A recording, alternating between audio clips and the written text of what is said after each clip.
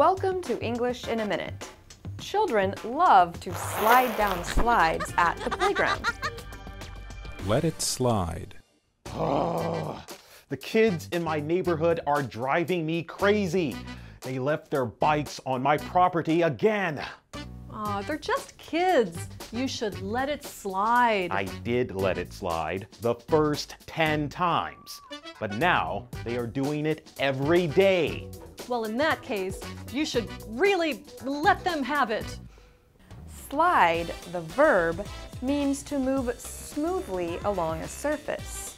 If you let something slide, you choose to not pay attention to it.